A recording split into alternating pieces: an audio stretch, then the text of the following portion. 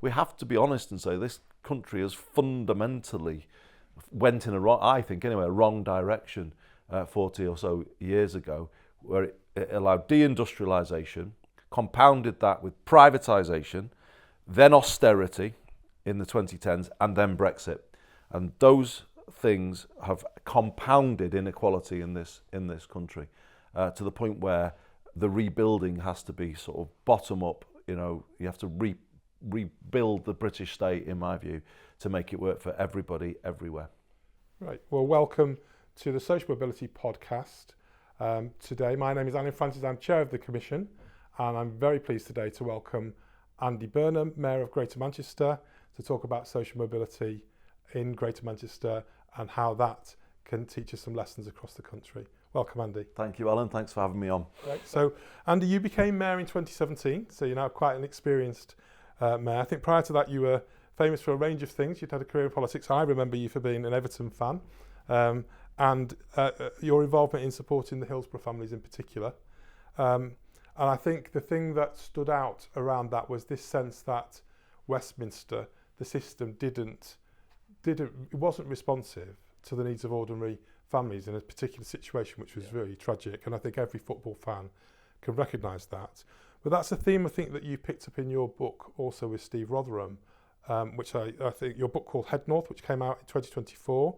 I think you particularly focus on the big issue around regional inequalities and the extent to which we have an over-centralised political system, and that to start to address those broader issues, we need some shifts in power, shifts in thinking and decision-making away from Westminster, I think is a fair overall, very broad summary of the book.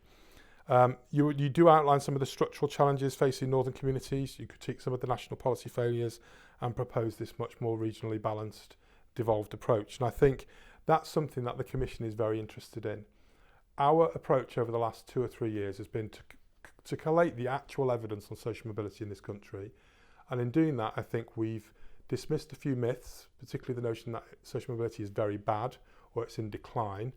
But we've also thought, well, there's some areas where there are social mobility challenges, and they particularly are things like left behind people and places, the bigger growing issue about intergenerational inequality, young people feeling they're not getting the deal their parents got, declining confidence in social mobility to some degree, and sense that actually talent, hard work don't always pay off with the rewards people feel that they were promised. And we feel that there's a set of issues tied up in that we need to orient social mobility policy around, and increasingly feel that a place-based approach is the right way. So we've come to Manchester, where we know that in your Greater Manchester Combined Authority plan for 2025, you set out the 10-year vision for the city region, and one of the aims is to make Manchester, quote, the UK's leading engine of social mobility. Mm-hmm. So tell me a bit about what you think. When you think about social mobility, what is it you think about? And then we'll talk a bit more about what you're doing in Manchester. Yeah, well, it's great to be on the podcast, and I'm a huge supporter, Alan, of what you're doing with the Commission. And I think the country really needs to hear what you're saying. You start with the Hillsborough story. Well, it is for me at the heart of everything that I've sort of been about as a politician. That story tells us that all people and all places haven't been equal in this country. And I certainly knew that as a 19-year-old in 1989. I was actually at university, working in the city during the holiday periods, this city. And I just kind of saw the divide in Britain. I was in Cambridge during the term time, back here in the northwest, and as I say, a very divided country was revealed by all of that experience. And Steve and I have brought it into devolution. How do we set higher ambitions for our people and our places than Westminster and Whitehall have ever set for Greater Manchester or for the Merseyside?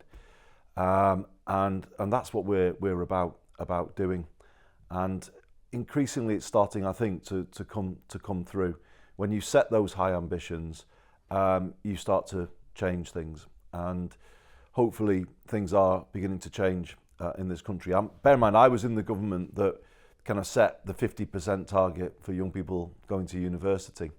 And I did say at the time, and have said it since, that that would only be justifiable if there was a corresponding ambition for the 50% of young people not on that university route.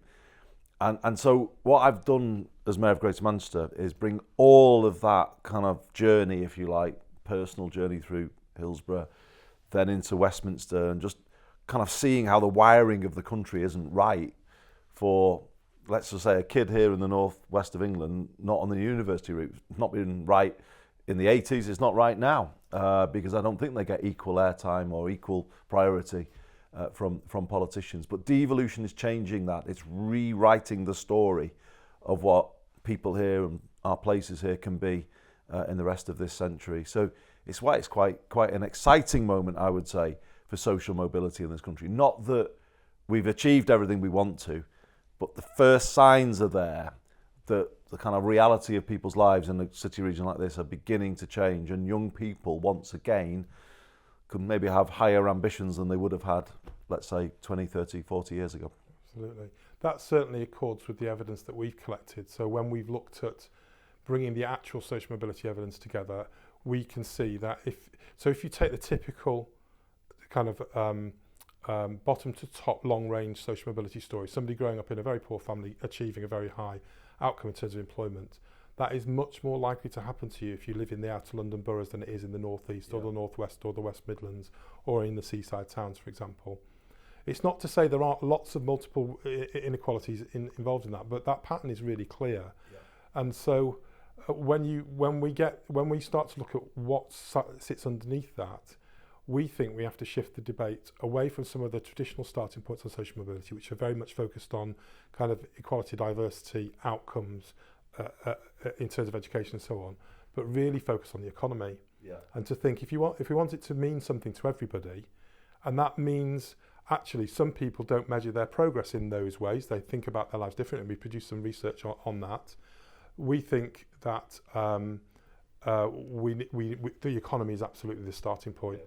And the huge issue in this country is the extent to which London post de-industrialisation has boomed with strong agglomeration around a particular set of sectors of the economy, and across the rest of the country that's been slower to happen or hasn't happened. However, we have done quite a bit of regional work. We've talked to a whole range of regional combined authorities and other partners. We produced a report on that last year called Regional Insights. We also did a piece of work on innovation and investment and inclusion. And it's very clear there are some green shoots. So we've been to Glasgow, we've been to Wales, we've been to Northeast, we've been all over the country. We came here, been to Liverpool, and you can see lots of examples where things are starting to move. Here seems to be the outlier in many respects. And we hear you talk a lot about Manchesterism. Tell us a bit about, so what is it that's happened in Manchester? And it's been here a long time. It's taken a long time to develop, but what is it about the way Manchester does things that it holds some lessons for the rest of the country? I think it's firstly the ambitions that it sets, and you and I go back a long way in these parts. We might think back to the Olympic bid of the sort of late 80s, early 90s. You know, the place has never accepted that it's going to be in a sort of low-level de-industrialised position, and the ambition of people here. Then there's the kind of spirit of partnership and people pulling together and working together towards that ambition. You know, there's an entrepreneurial, you know, for a traditionally sort of left-voting city region, which is what it's been. It has a sort of an entrepreneurial spirit as well, doesn't it? You know, people want to get on in life. We want to see this place sort of, you know, booming again. Maybe it's that industrial powerhouse spirit of many years ago that's still there.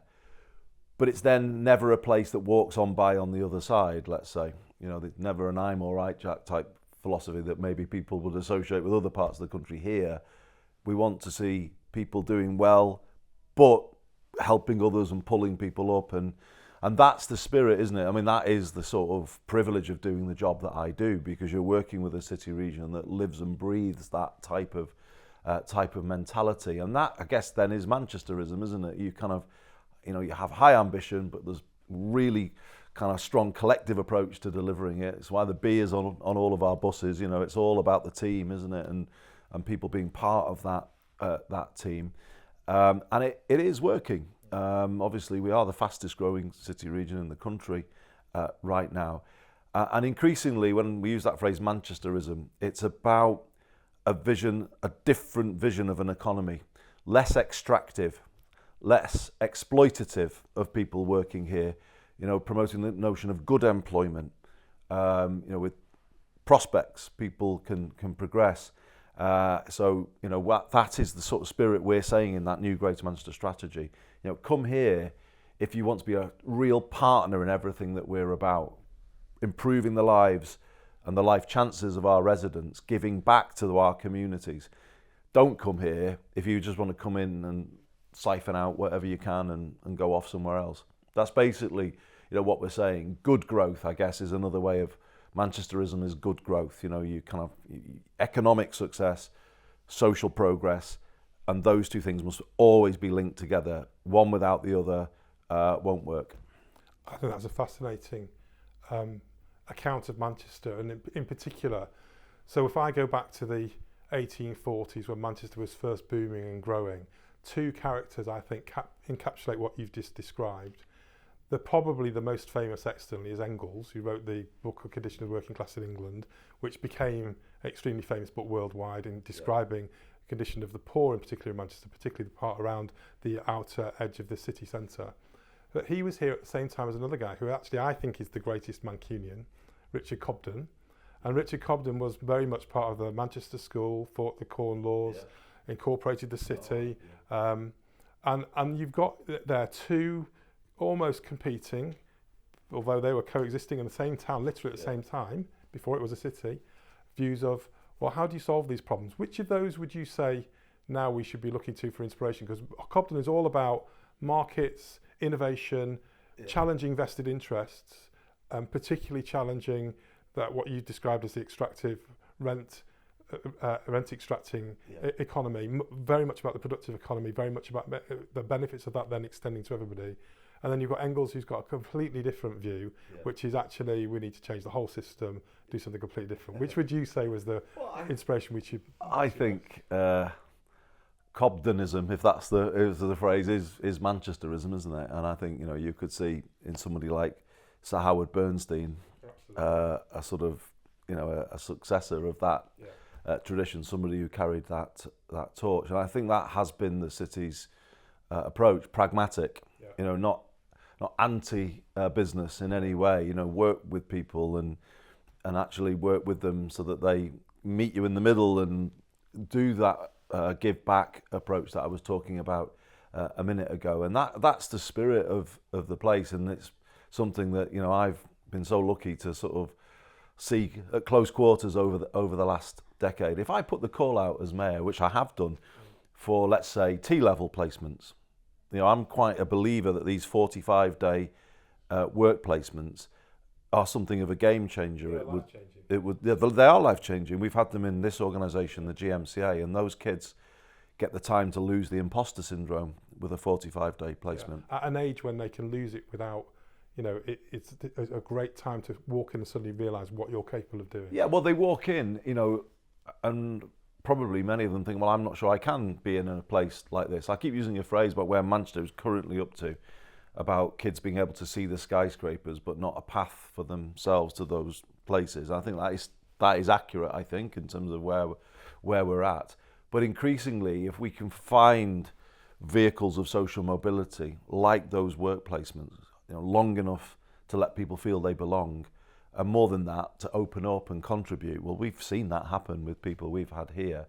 That's kind of how this place works. You know, I put the call out to our businesses, and they rally. You know, they kind of say, right, okay, you're asking for that. Let's see what we can do. And in the last year, 2025, we achieved 1,000 extra 45-day placements working through our business growth hub, who were kind of using their contact book.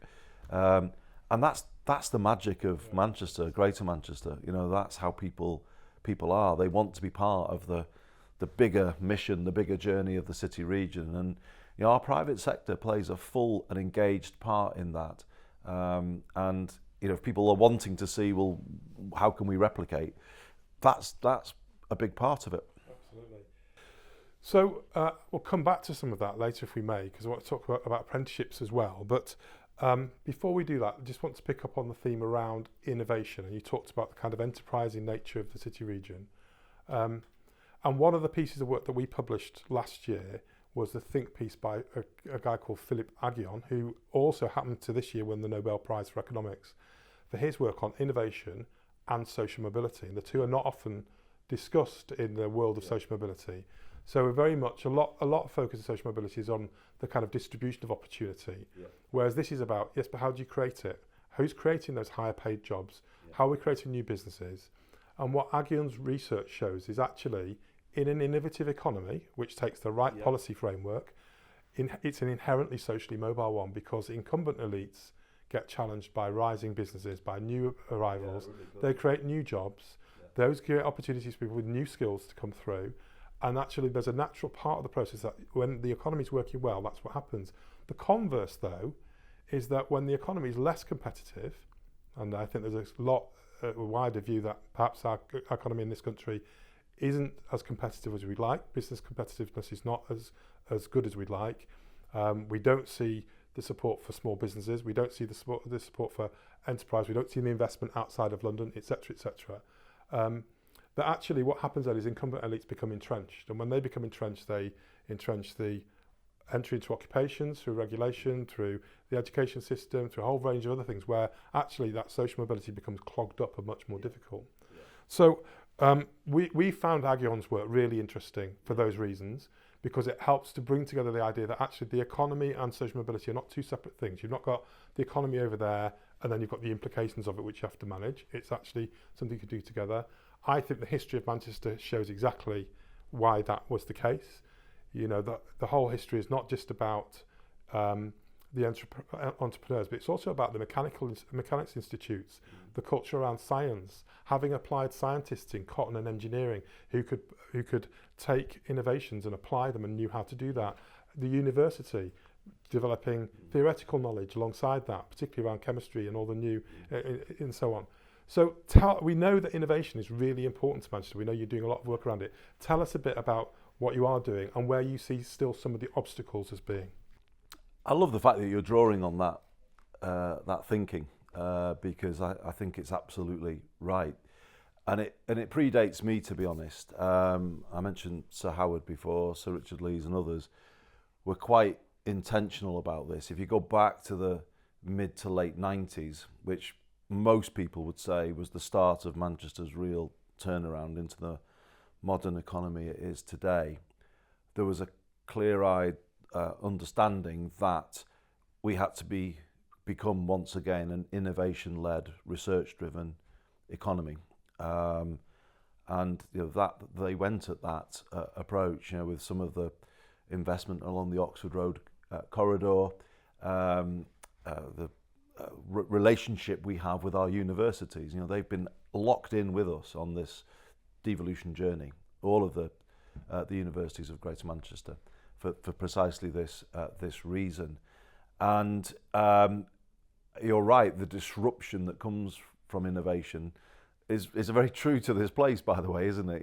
The disruption brings social progress often. It's breaking up cosy elites and power bases that kind of allows other people through. So in terms of where we're up to with that, I mean, it has been something of a journey. But I think we're now at the point where we can confidently talk about the re-industrialization of Greater Manchester following the de-industrialization of the second half of the 20th century. And that is now a tangible, concrete plan. It is linked to our 5 priority sectors: creative and media, number 1, digital and tech, number 2, in all of its forms, AI, cyber, life sciences, number 3, advanced materials and manufacturing, number 4, and clean energy, number 5. And the thing about those sectors, and I think this is unique here, we have now physical clusters either built and existing or being built. So creative media is Media City at Salford. And it's interesting, actually. I'm sure the Commission has been, but you go there now and you start to hear Salford accents in the BBC buildings. Taken a while, but that has started to come through. And the projection is that Media City will double in size over the next decade. The city centre is our digital and tech cluster. By headcount, the largest AI sector outside of London. And that is an incredible success story, and one that is growing more and more. Cyber, a real strength with GCHQ's presence, and very exciting changes. The third cluster is down that road from where we're sitting right now, down Oxford Road.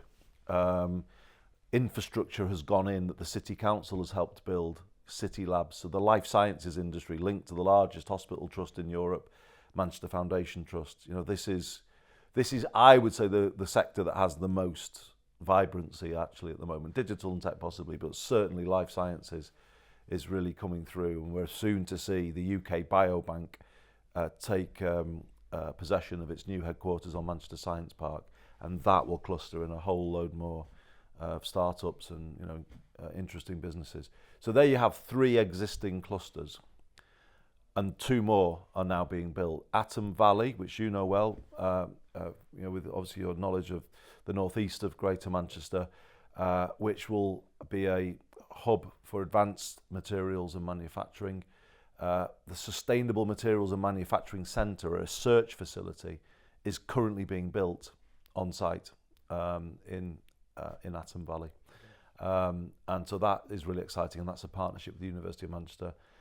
And then the southwest of Greater Manchester, you're seeing some highly innovative clean energy facilities being built, one being a liquid air storage plant. So wind energy, electricity taken from wind, stored in liquid form, so that it can be released back into the grid when the grid can take the wind energy. This is going to transform the economics of wind energy, but it's being built in Carrington right now alongside a green hydrogen plant.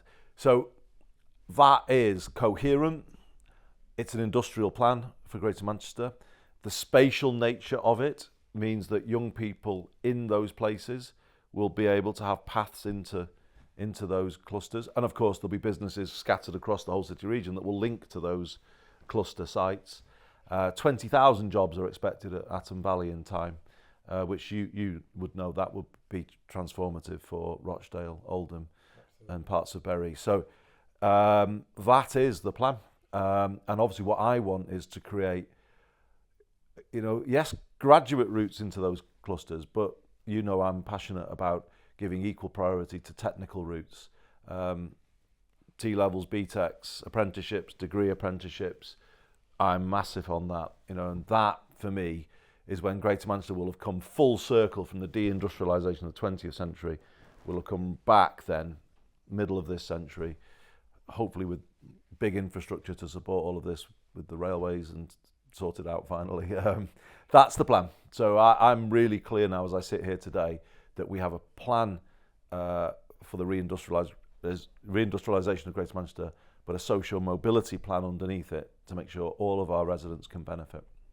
It sounds absolutely brilliant, and it feels like, I know Richard Jones, who was at the university and has written a lot about innovation, talks about innovation ecosystems, the importance of building those, which is what you're describing really. Well, all of those sectors, have their own research function. University of Salford is on site at Media City.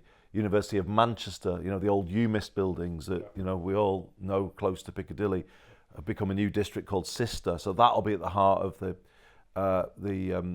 cluster here. City Labs I mentioned, and the research infrastructure down Oxford Road. We're building a research facility up at Atom Valley. So that makes these clusters, hives of innovation. That's the whole point. We're not just, we could have let some of these sites go for one big employer or, I don't know, warehousing or something like that. But we haven't, and that's your point, isn't it? We are determined this will be an innovation-led, research-driven economy. So let me ask you 3 things I want to ask you in terms of building on that kind of ecosystem to make it work better. So the first is, the spread of R&D investment across the country. Yeah. Well, it's shocking, isn't it? I think it's shocking, yeah. You tell me what you think. I'm looking to the Commission to do something about it. Oh, it is shocking. I mean, but it reflects the inequality of the country, doesn't it? And the sense that the best research only happens in the Golden Triangle. Don't get me wrong, I said before, I went to Cambridge and I'm very fond of it, but you know, the idea that there's only world-leading thinking going on there is insulting, I guess, isn't it, to the rest of the country? And I know many people within Cambridge, Oxford would probably feel the same as well. And that, I think, is part of the answer. You know, it's not about places like this thinking, you know what it's like. Sometimes Manchester maybe gives off that vibe. We know everything. We've got it all. Yeah. And maybe I've given off that vibe in this interview. If I have, maybe I'm right. There is a confidence about the city saying they need to fix their own problems. But we know that there is brilliant work going on in relation to graphene, for instance, in Cambridge. Life sciences, I mean, you know, some of the best in the world. So rather than thinking of this as a sort of, you know, always a kind of competition, let's just work in sensible partnership, because R&D, the D of R&D is perhaps easier here. You know, how do you scale up a new idea?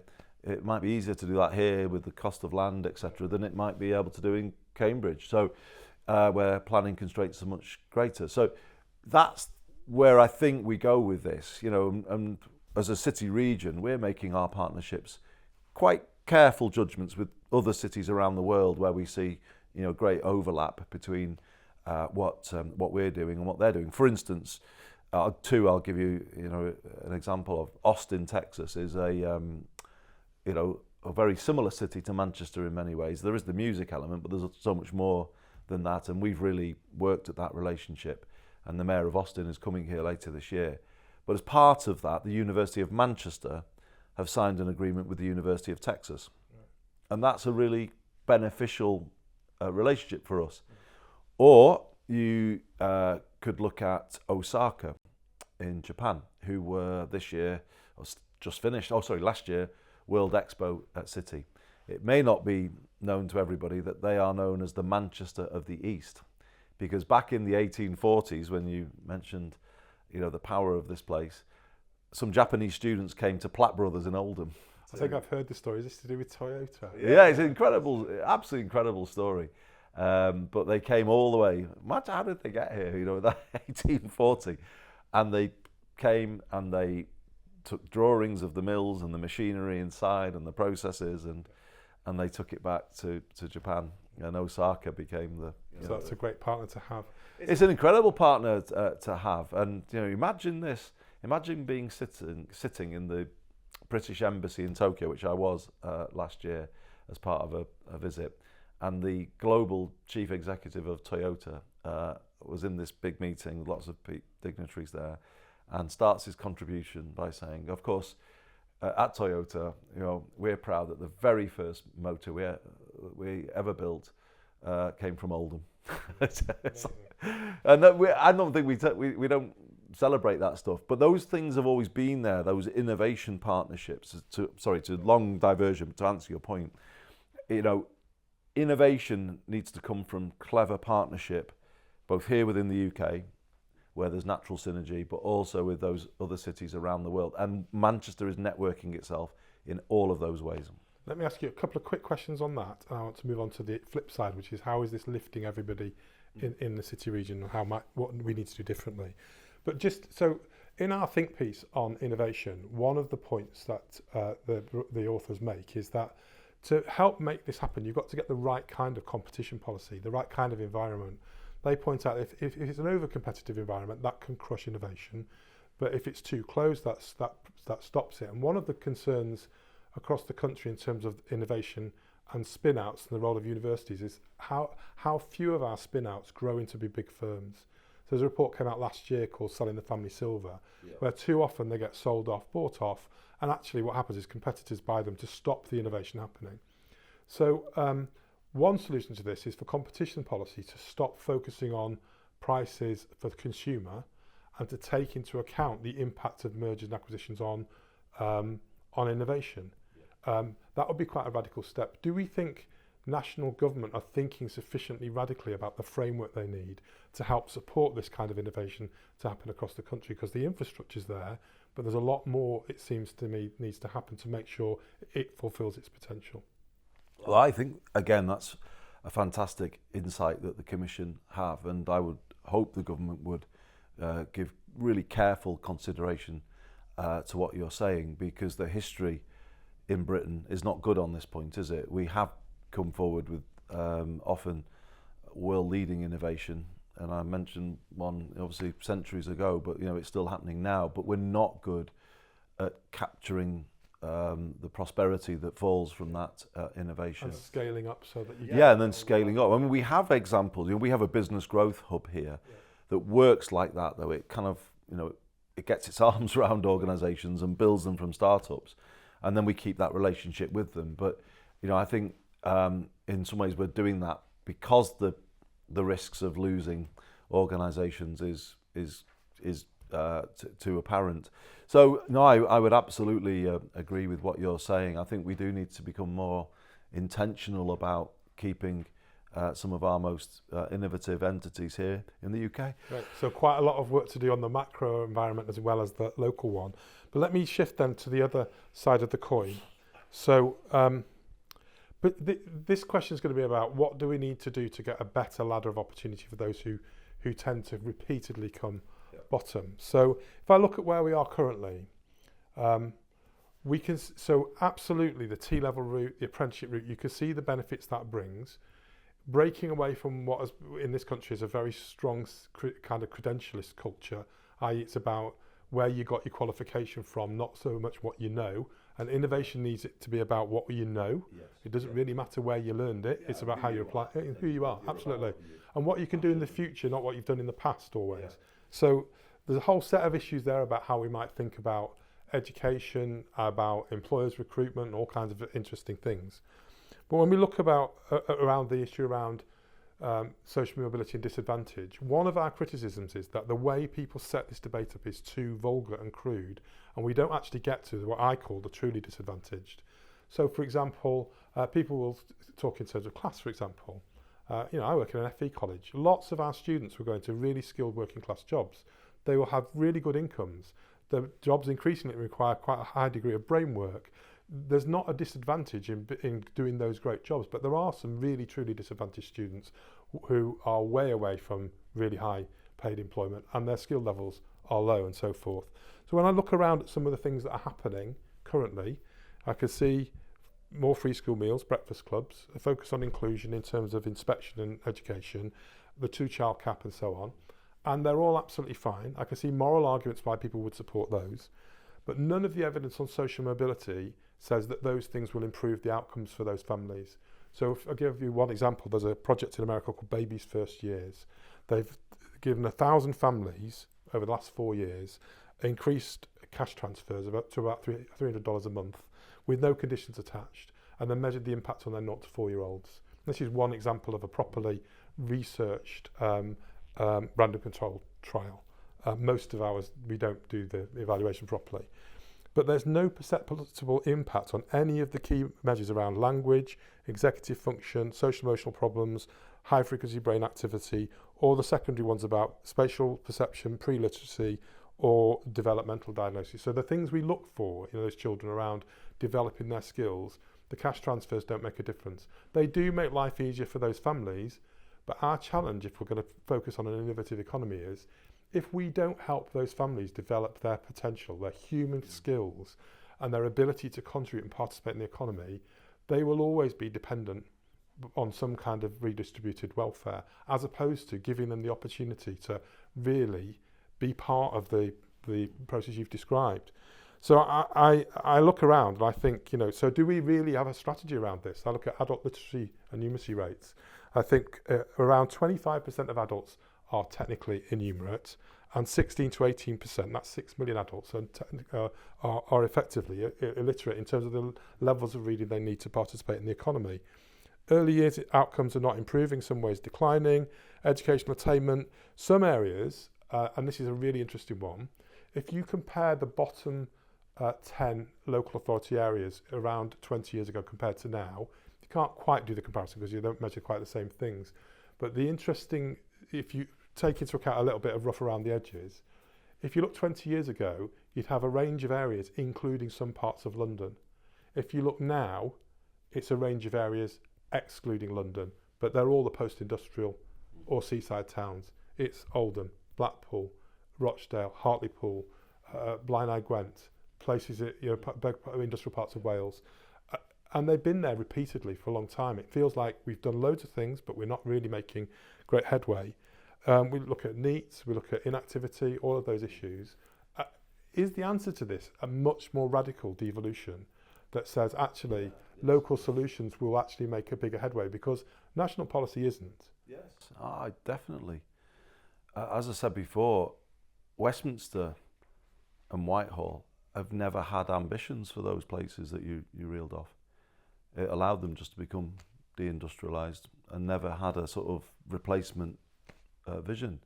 So if you live in a place that doesn't feel there's a direction or something to look towards, it's inevitable, isn't it, that in the end that translates and transmits to the young people who feel a loss of hope. And there's too many young people growing up in this country with no hope. I think, without hope, you've no chance of social mobility, have you, really? That is like your crucial ingredient.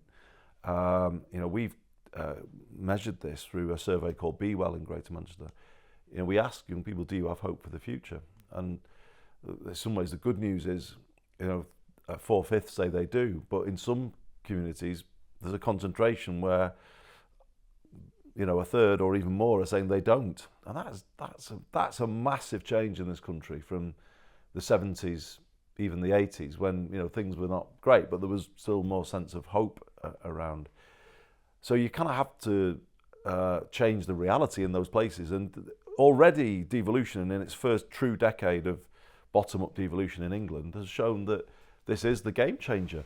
But I find it so frustrating that I'm literally back from 2 days in Westminster, where I'm having to go around Whitehall departments again and plead for elements of devolution.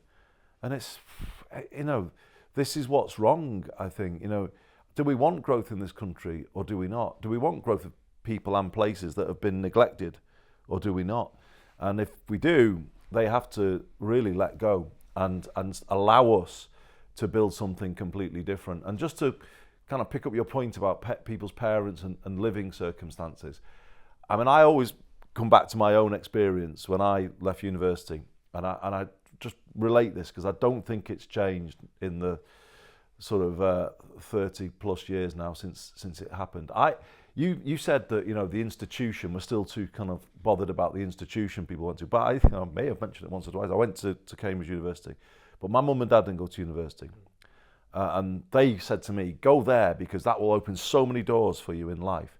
But my experience was I graduated and came back here looking for a job, and I couldn't find one. So I'd spent 6 months looking for a job, couldn't find one, while people I'd been at Cambridge with were walking into the Times, the Guardian, the BBC, and whatever. I wanted to work in the media, and in the end, the only thing I could find was as an unpaid reporter on the Middleton Guardian, and that was my first work experience out. It's not a job because I wasn't paid, and I couldn't survive as obviously as an unpaid reporter. So I had to do in that era what people of our generation had no choice to. If you wanted to get on, you had to go south if you wanted to get on in life.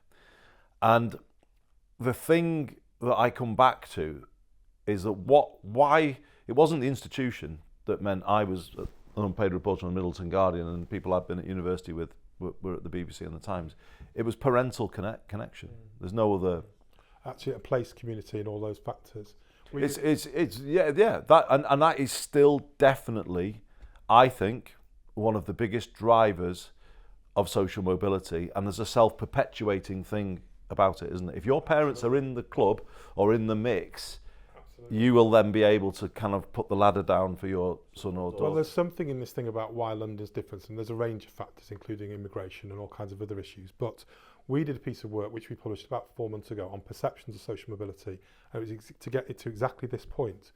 So our sense was people that talk about social mobility have a very fixed model in their mind about what that means. But I never meet people here who share that model. I've never met a student at my college who goes, oh, the problem is that compared to the kids in London, I don't have this. They talk about a whole range of other values that are about what they see as important in their life. So what our perceptions work showed was very often people's individual view is not just about them, it's about their family, their community, their locality. The research said having a professional, highly paid job was not their priority. Having a job they felt rewarding was quite important. Having health and social connectedness, these are very important values. Or a job that allows you to make a difference for. That's exactly right. Other people. Absolutely. Yeah. So money was important. Inequality wasn't even that important. This was about saying, but for us, in our place, we want opportunity.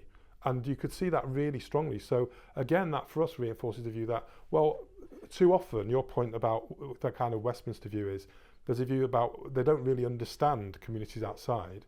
That comes out really strongly from that research. Well, definitely, because, you know, successive governments have kind of maintained that obsession with the university route. Now, I'm not saying that's a bad thing, you know, but they never had a corresponding ambition for those kids who wanted different paths, and they never put them in place.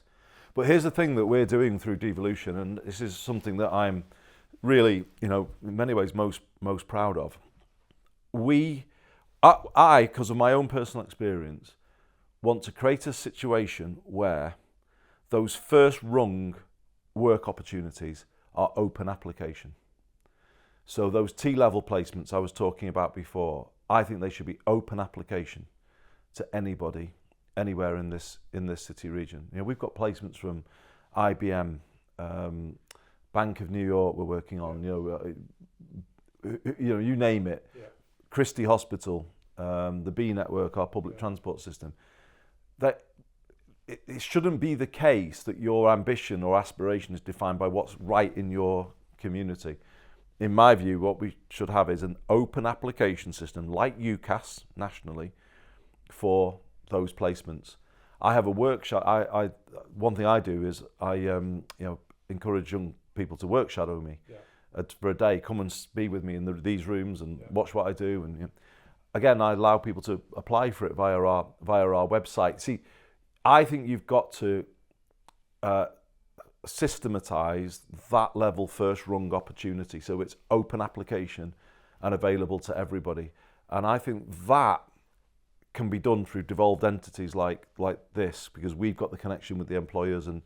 But if you replicate that across the country, then I think you're in the realms of properly opening up social mobility for people who, I used to call them many years ago, the kids without connections. I think that's absolutely right. And the kids, politicians should focus on the kids without connections. And what I mean is without parental connections. Yeah, and they may be that their parents have got connections in one field, but they don't have them in the field they want to get into. There's a whole range of ways that works. So, and if you look at the apprenticeship system, T-levels apprenticeships at the moment, it does feel it's very closed. So not every apprenticeship gets onto the national system. Many are done through word of mouth, which is fine, but that does, even for things like electricians, chippies, that type of thing. I'm not sure so it's fine though, Alan, is it? I mean, I don't think anything's fine when it has to just be sorted out word of mouth, because that potentially deprives somebody of knowing about that opportunity and putting themselves forward for it. I think we've got to be as, if you like, transparent on the technical side as we are on the academic side. So, any university place has to be openly made available. But the same should be true of T-levels, V-levels as they come through, apprenticeships, degree apprenticeships, all of it. Because the system is really opaque for people. It's very difficult to get in. And that's the thing I'm saying. If you make it visible, because none of them can be those things without seeing it, can they? And thinking about, can I make that journey on that pathway? And actually, it needs to be a pathway, doesn't it? That keeps, one thing leads to the next, leads to the next. I absolutely am encouraging our universities here to think about more degree apprenticeships, because also there's not just a case of an opportunity, it's also what is a manageable journey for a young person here who perhaps lives in one of the homes that you mentioned before, where the parents are really struggling in multiple jobs and don't have the time to. how do you create a pathway that feels doable for a young person from parts of East Manchester? And it's very complicated. Even if you got in at a level 3, you've got no guarantee you're going to find a level 4 or a level 5 and progress through. But the pathways are you're absolutely right about that. But degree apprenticeships, I think, are a vehicle we should be talking about more, because if people can progress to a level 6 qualification through those stages, linked to an employer, But at the moment, they've become, because they're so good, they're attracting all the really high A-level grades. Yeah. So we have some at my college, and the students have got A, B, B. Yeah. What we need is a much bigger pool of opportunity. I think so, and I do say this to all of the vice chancellors here, and they're all supportive. The interesting thing for me would be, as this industrial vision I mentioned takes shape, I can see a world where there are thousands and thousands more degree apprenticeships across Greater Manchester. And I'm really optimistic actually about the next 25 years here, way beyond my time, but I can see in the end these changes will come through. But it's all about devolved power, because we've done it. No one down there did it for us. No one helped us really bring forward this level of ambition for our people and our places. It stands to reason, if you let a place like Hartlepool that you mentioned, or Blackpool, set its own ambition, it will set it higher than one that would be set for it by someone somewhere else. So this kind of approach to more devolved power right across the country is the key. It's both the key to growth, and then the sort of the social mobility. Devolution is also that engine of social mobility that we mentioned. So that will be my last question, Andy, exactly on that point, which is that, so you look at the example of Manchester, there are green shoots in other places too, with some similar kind of comparable things, but the thing that worries me most is pace. So it's taken 30 years for Manchester to get here, and scalability. How do we get this happening across the country consistently? And I look at the devolution bill and I ask myself, is that anywhere near radical enough? Has it got hard enough targets in? So I went back to the original Devo Manc document. I don't know if you remember this. I do. 2013. It talks really clearly about reform and growth going hand in hand. The notion that Greater Manchester wanted to reduce its dependence on central government grants and funding, because it was going to grow its economy and solve its own problems, and reach a point when it started to pay back more than it was getting in return. Now, everywhere in the country outside of London and a small part of the southeast gets more from central government than it gives in return because of the state of the economy. Yeah. So it feels like, and to go back to your earlier point around, do we want to solve these problems or not? I would say that unless governments are absolutely clear that this is the fundamental priority for the country, they should stop talking about child poverty, disadvantage gaps in schools, or any other forms of inequality, because they're all geographical. And the solution to all of them is to solve these regional problems. So that should be our fundamental priority. So my question is, so people refer to you as the King of the North. If you were King of the country, would you have a much more radical devolution policy, or what would you do to make this more scalable and quicker? I completely believe that devolution is the game changer. And we're only really scratching the surface, as you say. I would go much deeper, much quicker.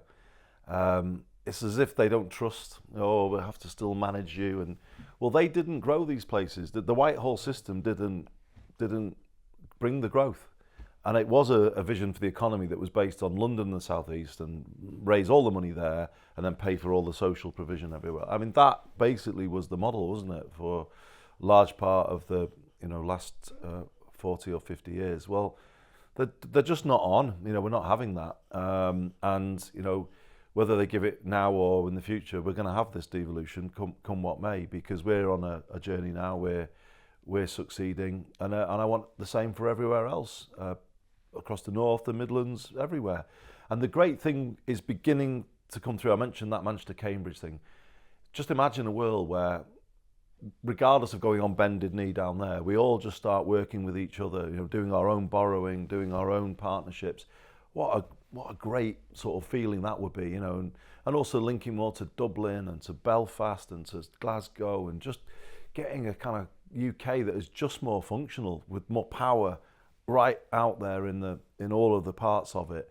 That's, I think, what we've got to be working towards. I personally think the Whitehall and Westminster model is utterly broken. The culture of it is completely wrong. I've been saying this in the speeches that I've been making in recent times. That the whole thing needs root and branch reform, and maximum devolution is a part of it. To be fair, and I always would want to be fair, the current government is moving into a space of fiscal devolution now. A small step, you might say, but the overnight visitor levy, or the tourist tax, is about us having the ability to raise revenue here linked to our growth. As more people visit here, which they are doing, we then get more revenue to then improve the city and improve the visitor experience. There's a debate going on about big infrastructure, where we have a very big vision for Piccadilly as an underground station. Again, they're saying, well, if you're going to have that, make a contribution to it from the bigger economic regeneration that you will achieve around the station. And we're not necessarily opposed to that. So fiscal autonomy is beginning to sort of come into the mix now in this devolution story, but still it's way too patchy. It's sluggish in parts of Whitehall. Even there's still resistance, fierce resistance, because they know best, unbelievably than we know here about what. Some things changed, I think, over the last 10 years or so, which is that up until that point, you'd say that devolution was a great way of solving Manchester's problems, or Leeds' problems, or Liverpool's problems, or any other place. I think what's changed is it's now increasingly clear that it's the only way of solving the country's problems. If you look at all the big issues, they are. We would argue they're all social mobility issues. So the issue about are we creating enough higher paid occupations? There's been a slowdown in that, which is part of the reason some people think social mobility is declining. But that's got to be key, that we create those higher paid occupations, because they bring wealth into areas, but they also extend that. So how do hairdressers make money? They make money if they're cutting the hair of people who have got enough money to pay for an expensive haircut. The same with chefs and hospitality, all that stuff. So that's one strand. The intergenerational issue has become more acute, tied to housing, tied to, well, is that Leave to Achieve model working for everybody? If you look at graduate families, they're forming later, they're having fewer children because they can't afford to buy a house, because they're paying big student loans back and all the rest of it. So all of these big issues, including the left behind issue, left behind places and so on, all social mobility issues, but they're the ones that the country has to solve. And I can't see how they could solve them without grasping the nettle on much more radical devolution. Well, definitely. I agree. And you mentioned housing, which we haven't touched on as much as we probably should have done. Too many people in this country, millions in fact, don't have the security of a good home. And I think you've got to be clear about what are the foundations of a productive economy. It's a good home for everybody, good education with a route for everybody, academic for those who want it, technical for those who want something else.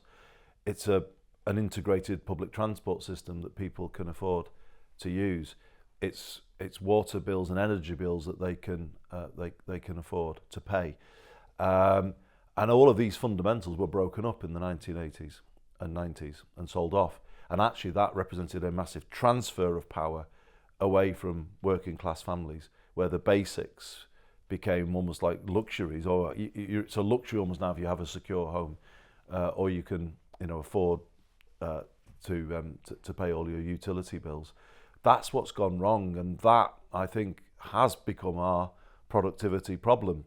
That the essentials of life have become too expensive, and we've got a sort of Whitehall and Westminster system that has kind of been complicit in that approach.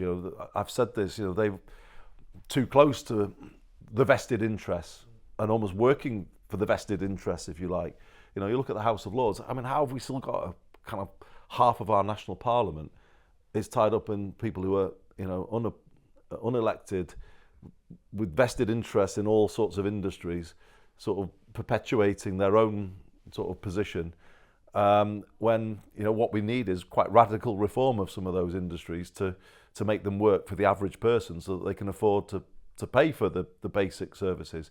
I know this is getting on to a big point at the end, but I think we have to be honest and say this country has fundamentally went in a wrong direction 40 or so years ago, where it allowed deindustrialization, compounded that with privatization, then austerity in the 2010s, and then Brexit. And those things have compounded inequality in this country to the point where the rebuilding has to be sort of bottom up. You have to rebuild the British state, in my view, to make it work for everybody, everywhere. So one of the issues might well be that we didn't get the competition policy right during those periods to ensure that those economic changes were bringing benefits to everybody, and that's certainly one of the things that Agion's kind of work on innovation suggests. But that maybe is another debate for another podcast, because I think we've covered a lot of ground. I hope you've had a chance to say everything you wanted to say about Manchester and the example that Manchester sets for the rest of the country. I have, I'm really grateful for the opportunity, but it's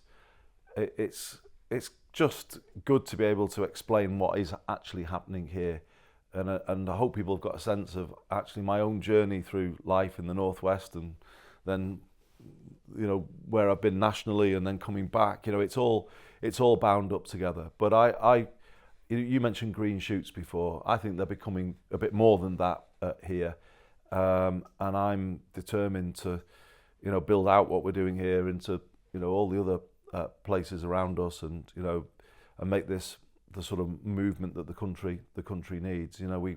We've never offered equality of opportunity in this country. We've never had true social mobility. The one thing I will finish by saying, take something as simple as something I introduced, which you might remember, Alan, a free bus pass for 16 to 18-year-olds. In a world where jobs are not evenly spread anymore, you've got to empower young people with the basic ability to reach where the employment is and where the opportunity is. But these things are coming through, and it's the kind of ambitions that the mayors and the devolved areas have set for what we want, ambitions that were never ever set for us in the kind of corridors of power. In fact, in the 20th century, they kind of decided that places like this couldn't be much anymore. Hence, they just have to support us with social security payments. It's just brilliant to be part of the fight back against that culture.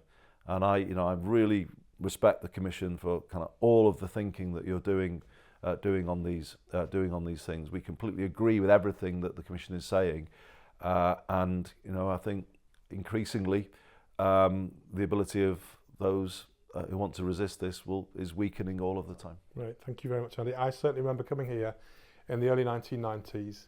I came originally to write a PhD thesis on industrial decline. I never finished it because life got more interesting. But I used to park in the car park, which is now the Bridgewater Hall. It used to be Tommy Duck's pub. I remember Tommy Duck. Famous for having underwear on the ceiling. Used to go in Central Library to do my research, and I came out at 5 o'clock and everywhere was shut, apart from on the corner of St Peter's Square, the Dutch Pancake House, which was a kind of local legend. Everywhere else was closed. So when you consider... It's changed somewhat, hasn't it? Since then, it's a remarkable achievement. It is. I mean, and the thing is, I think I look back to that era. Never forget, I think the music sort of dragged this place up from there. Oh, it did. And it's always about those things as well, isn't it? There's a confidence in the city despite the industrial decline. Yeah. And in fact, for lots of the music, the industrial decline became the backdrop of recreating something different. Yeah. That also did a great job in making sure the city had a profile. Football and the music meant everybody still knew about Manchester. Yeah. And that certainly has helped, I think. Yeah. The airport's probably a factor too. One or two other things. But Andy, thank you very much. You're welcome, Alan. I'm glad you've talked about Manchester. We've been able to talk about the kind of social mobility that we think matters, which is not the conventional model. We're still on a journey to get everybody to accept that, but we think we're on the way, and I think you've helped us a lot. Thank you very much. Great. Thank you. Superb.